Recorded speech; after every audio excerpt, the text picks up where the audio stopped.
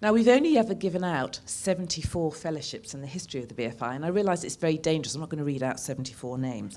They're all on our website, but just to give you an inkling of the sorts of people with whom we have bestowed fellowships previously. You've got Peggy Ashcroft, Dirk Bogarde, Alex Guinness, Ridley Scott, Ralph Fiennes. You've got people like Antonioni, Abbas Kiarostami, Kurosawa, Jean Moreau, Bernardo Bertolucci. So obviously they're really, really great figures. And obviously, as of tonight, we have John Boorman, which makes this a very, very special evening indeed. Now, for a very special fellowship, all fellowships are special, but for a very special fellowship, we need a special person to bestow the fellowship. And we are doubly blessed this evening because not only have we had a wonderful interview from Michelle, and not only have we got John here to kick off his season, but I would like to welcome to the stage somebody who in her own right is a very mighty actor and legend. So please, would you welcome Sinéad Cusack to the stage, please. It's a real privilege to be here on such a special occasion when we're honouring someone who, for me, has always been a bit of a hero. And he's well nigh worshipped where I come from. I'm from Ireland, and he's adored there. And on an occasion where the British Film Institute offers their highest possible accolade. I mean, we heard the list of greats that have gone before, so you have to be very, very, very great indeed to get this fellowship, and John is. He's not only a great filmmaker, he's also a great man, and I'm very pleased to be here for that reason. Of course, you were all expecting Brendan Gleeson, weren't you? You were all looking forward to seeing Brendan Gleeson. Now, I know I don't even remotely resemble Brendan Gleeson, but hang on, because this man, the aforementioned John Boorman, saw fit to cast me as, wait for it, Brendan's mother. Now, this offer was half pleasure, half pain. The pain was, how could John possibly consider that I was old enough to be Brendan Gleeson's mum? I thought, yeah, I could be an aging girlfriend, or, you know, a sister, or a cousin, or a best pal, but his mum. However, I bowed to the superior wisdom of Mr. Boorman, and the pleasure, of course, was that I would get to work with him. So I accepted immediately, and it was very easy to play his mum. It took exactly 5 minutes in the makeup room to make me look like his mum. So I'm feeling at least a little bit qualified to speak on his behalf tonight. He, of course, can't be here because he's filming. He's always filming. He's always filming in somewhere exotic. Well, actually, it's not very exotic tonight. It's Luxembourg or Flanders or some small country like that. But the blame for his absence can be squarely laid at the door of Mr. Boorman, because although Brendan might have become, in fact, would have become the star he became, because he's a prodigious and magnificent talent, but the collaboration with John aided and abetted him very heavily in his meteoric rise into the starry stratosphere. From, you know, the General, Taylor Panama, all that they'd done together. It was a wondrous collaboration, and gave Brendan an extraordinary career. But he's not here tonight, but I am. And I just want to say why it's special for me to be here. I think when I say that John was my hero, there was a sort of element of magic for me attached to the name of John Boorman. Now, I know it probably came from seeing his movies. Maybe that was so. But when John came to Ireland, I think it was in 1969, it meant a huge amount to us in Ireland because he embraced us with all our faults and frailties and our wonders, and he embraced the whole caboodle, and he stayed. And he not quite single-handedly, but he kick-started the Irish film industry. He did something extraordinary. He nurtured young talent. He promoted directors. He wrote. He directed in our country. He did extraordinary things. So that is a huge element of why I love this man and why I think he's, you know, some sort of genius and definitely a hero.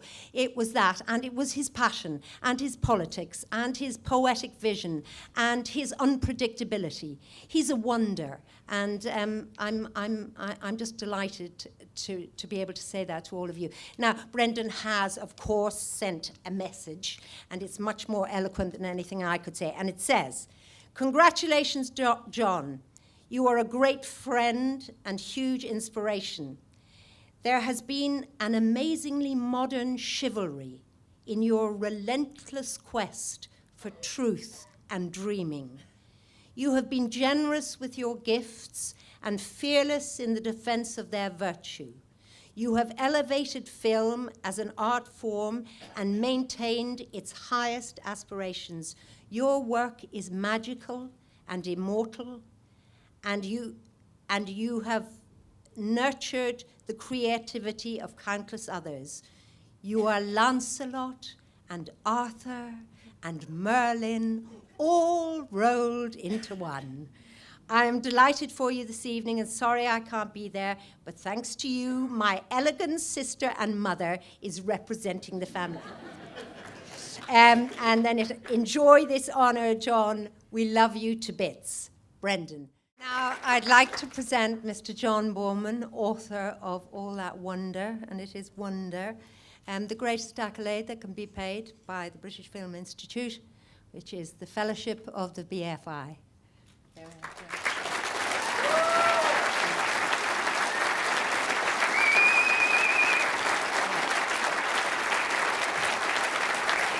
Thank you. Thank you. I have to say, Sinead, there's an interesting story. When I sent her the script, which is about a girl of 17 in Ireland, and she's sent away to have a illegitimate child. Turns out to be twins. They're separated, and they're different lives.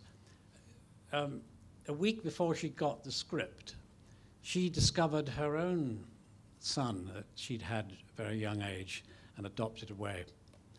And I think that spooked her out, and it's probably why she just agreed to do it.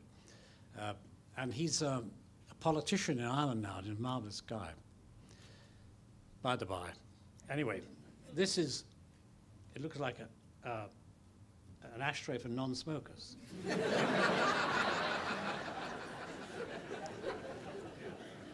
I'm very grateful for this. The BFI has meant a great deal in my life. More than 60 years ago, when the NFT opened, 1951, I think, I haunted the place. That's where I saw all the great silent movies, Griffiths and Intolerance and Aboulgance's Napoleon, and on, and all the Chaplins and Buster Keatons, and it's always been an immense part of my life. And then eventually, of course, Sight and Sound has always been my Bible, and I've read it every month. I read it from cover to cover, and I've written for it too. And then, of course, I became a governor, and I spent 7 years as a governor. And I remember on one occasion we were trying to decide who this should go to, and I was desperate that Michael Power should have it. So I arrived in wearing a pair of red shoes to espouse his cause.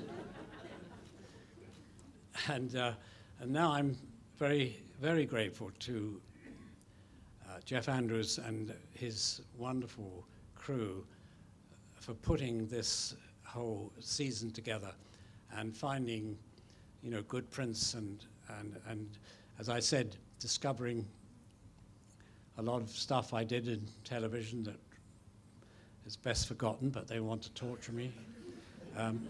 I'm trying to make another film at the moment. And, you know, independent films are very hard to make these days. You know, as the old story, how do you become a millionaire making independent movies? And the answer is you start off as a billionaire.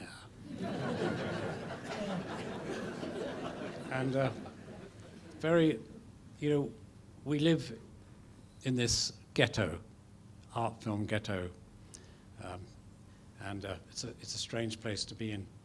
And of course, sometimes you feel when you're trying to make an independent film that people look at you as though you're about to commit a criminal act. But we go on. And somehow or other, despite all the difficulties and the problems, you know, good films, a few good films get made every year. And that gives us heart to continue. And I thank the BFI and for this and for everything that it does, and I wish it well. Thank you.